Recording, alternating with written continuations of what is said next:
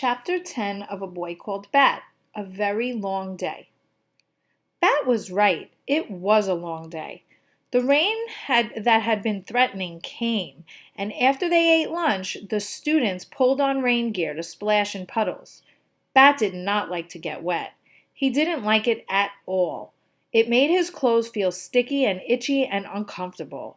Mr. Grayson knew that Bat didn't like to get wet, so even though the saw wet school philosophy said that students should go outside, rain or shine or snow, he asked Bat, "Would you like to spend recess helping me clean baby Cake's enclosure?"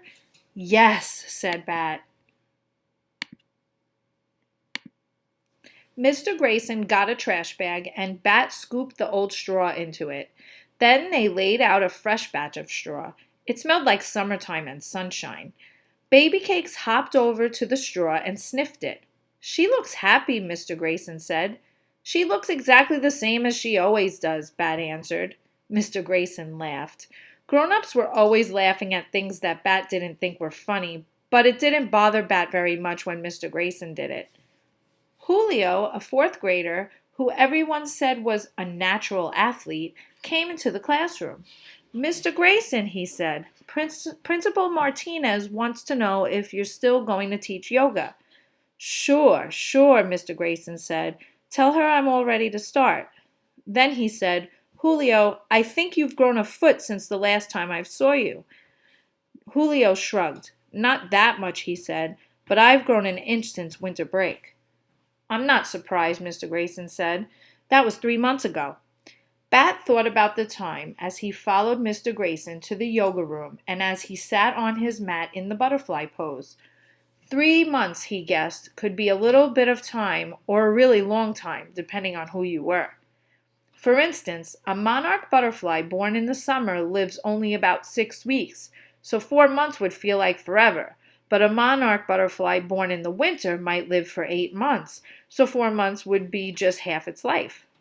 And if you were a boy with a skunk kit that you were only allowed to keep for 1 month, time was sure to pass much, much too quickly.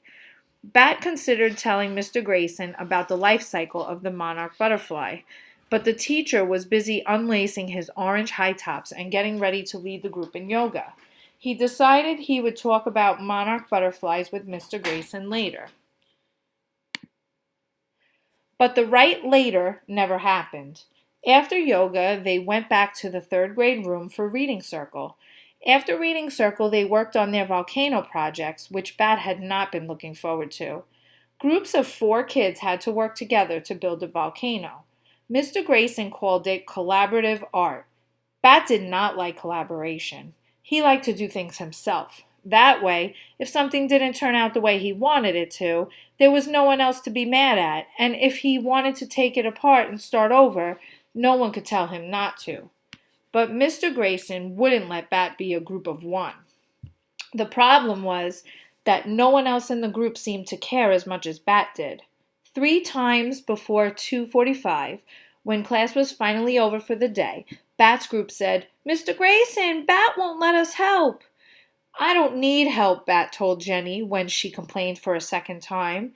"It's a group project," she said. "You have to let us help." Israel, who was in Bat's group, kept asking him all kinds of annoying questions like, "Hey, Bat, do you think the lava is red enough?" And, "Bat, can you pass me the paste?" Bat ignored the lava question, but about the paste he said, "Glue works better than the paste. The paste gets all weird and flaky when it dries." "Okay," said Israel, "pass me the glue then." "I'm using the glue," Bat said. Things would go much more smoothly, Bat thought, if the other kids would stop asking questions and interfering and just let him get on with the job.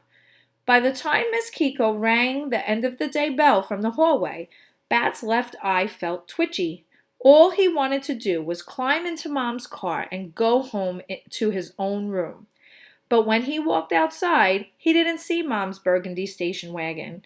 Instead, he saw Dad's yellow sports car, and he remembered with a heavy sigh that today was an every other Friday, and he wouldn't get to see his own room or the baby kit for 3 long days.